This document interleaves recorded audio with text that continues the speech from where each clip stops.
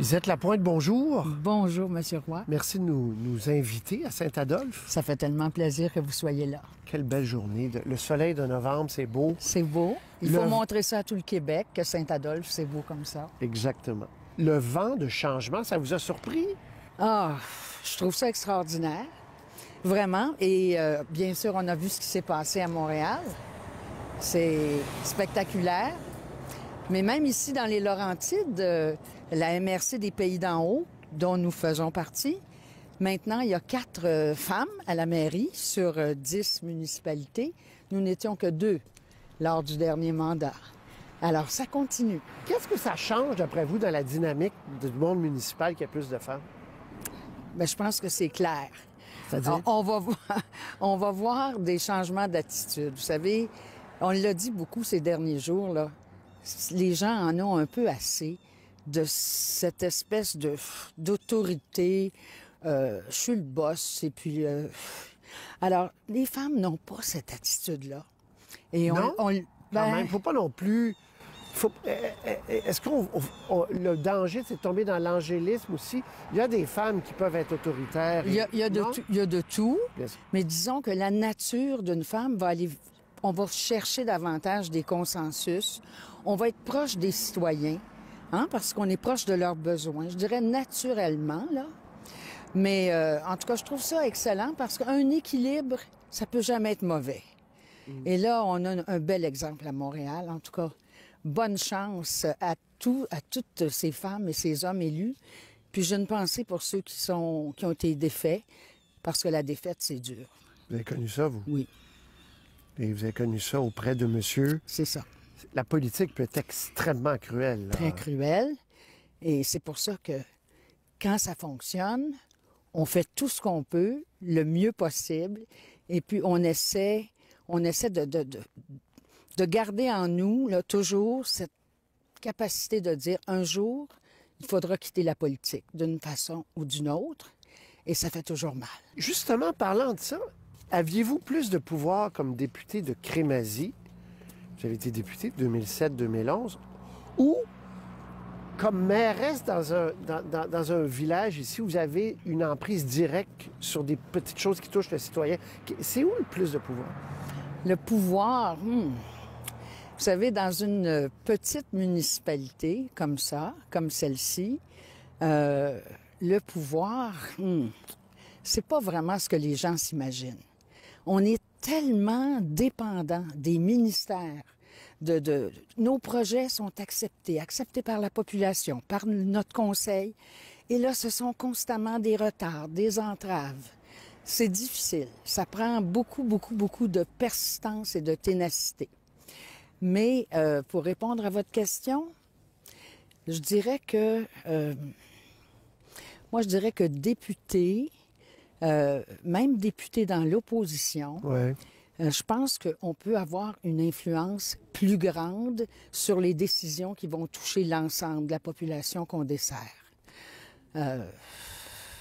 Oui, je le crois vraiment. Puis vous, on regarde là le paysage, là. Ça a été ça qui a monopolisé beaucoup, en tout cas pour le grand public, votre mandat, votre bataille contre Hydro-Québec. Là, est-ce que vous dites, on l'a perdu? Parce qu'ils ont déjà commencé à couper des arbres. Là. On a travaillé, on a tout fait ce qui est humainement possible, autant comme municipalité que les citoyens, les groupes de citoyens, le comité aviseur, le comité de vigilance, qui sont encore très actifs. On a vraiment fait toutes les propositions qu'on pouvait. On va continuer à se battre. Encore hier après-midi, j'ai eu un autre nom de la part de M. Pierre Moreau, mais ça ne veut pas dire qu'on lance la serviette quand même. Cette question-là, est-ce que c'est pas une question plus large au Québec? Parce que est-ce qu'on peut régler ça? Bon, ici, vous avez raison, là, à sa face même, ça va être dommage pour le paysage. Mais la question qu'on devrait se poser, c'est est-ce que les Québécois sont prêts à payer plus cher l'électricité si on veut enfouir, pas juste ici, là, parce qu'il y en a partout des pylônes. Mais en fait, parce que là, ici, c'est une bataille qui a été médiatisée, mais il y en a partout. C'est vrai, mais c'est pas partout que ça a un impact comme ça sur le paysage et sur la vocation d'une région. Les Laurentides, faut y penser, là. Oui, mais êtes-vous d'accord avec moi que c'est un débat plus large? Il faut accepter le coût qui vient avec. Tout à fait. Et peut-être Mais- parce qu'on ne veut pas jamais d'augmentation. Mais ce ne On sont veut pas tout. des millions, ce sont pas des montants faramineux. Vous savez, la baie James, les derniers barrages, ils ont amorti ça sur 100 ans. Ici, là, c'est sur 50 ans, des générations de gens vont être privés de la qualité de vie qu'ils sont venus chercher ici. Mais Mais vous je êtes- continue, là, parce que, bon... Oui, je vois ça, là. Il va y Lâchez pas, là. y avoir des élections, là, dans bientôt, là, à Québec. Oui. Les 3 partis moins d'un an. d'opposition nous appuient. On continue, on regarde tous les moyens qu'on peut avoir. Vous m'ouvrez la porte. Est-ce que vous êtes un peu déprimé ou inquiète pour le Parti québécois? Ouf, ça va prendre pas mal de ressorts, je pense. C'est assez terrible. C'est assez terrible ce qui se passe depuis, je vous dirais, plusieurs années. Mais là, 20 Où sont tous les souverainistes? Et puis, quel véhicule vont-ils vouloir utiliser? Ça va prendre une petite révolution. Mais vous voulez quand même pas rechanger de chef avant la prochaine campagne? Moi, je m'en mêle pas, là. Non, mais moi, je veux dire, suis plus membre. comme Je ne suis analyse. plus membre. On m'a exclu Non, déjà. je le sais, mais vous êtes intéressé, bien sûr, Bien oui. par la cause. Mais non, c'est sûr Est-ce que vous êtes découragé?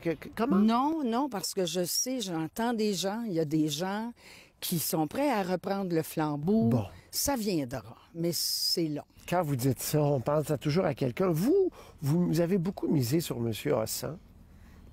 Vous pensez qu'il va être candidat? Vous pensez qu'il va revenir?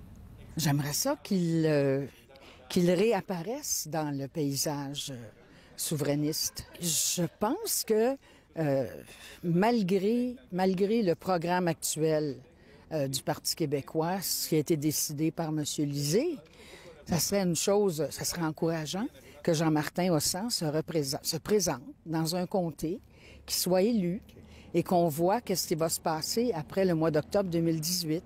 Et si les Québécois étaient ailleurs? Si on ne voulait pas? Ça se peut. Ça se peut, ça aussi. Ça se peut, mais vous savez... L'envisagez-vous? Mais moi, je me souviens d'un sondage où on posait la question, il y a quelques années, est-ce que vous pensez que la souveraineté, c'est faisable? Est-ce que vous pensez qu'on est capable de le faire? Majoritairement, oui. Est-ce que vous pensez que ça va se faire? Les gens, majoritairement, disaient non. Pourquoi? Ils n'ont pas confiance, ils ne voient pas le leader qui va les amener là.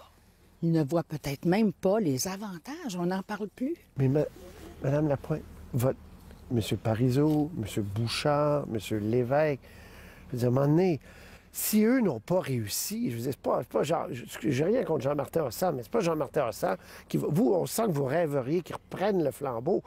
Est-ce que c'est réaliste, tout ça? Vous savez, dans la vie, là, tout est possible. Faut vraiment, si on y croit, OK. faut le faire. Adrien Parizeau, le petit-fils de monsieur... Oui, mon petit-fils. Avez-vous eu peur parce qu'il s'est présenté avec M. Coder? Mais pas du tout, parce À que l'époque tout le où il l'a monde... fait, tout le monde pensait... Mais non, mais tout le monde pensait que M. Coder aurait un deuxième mandat. C'est normal pour un maire sortant, habituellement, d'avoir un deuxième mandat. C'est le début d'une longue carrière pour lui, vous croyez? Il veut prendre le flambeau, il veut... je sais pas si le Parti québécois existera encore, là, mais il veut... Je sais pas où il ira, Adrien, mais je suis tellement fière qu'il embrasse lui aussi le service public. Ça, son grand-père serait bien fier de lui. Vous quittez ici, c'est fini le monde municipal. Vos projets, vous voulez... Personnellement? Oui, vous avez...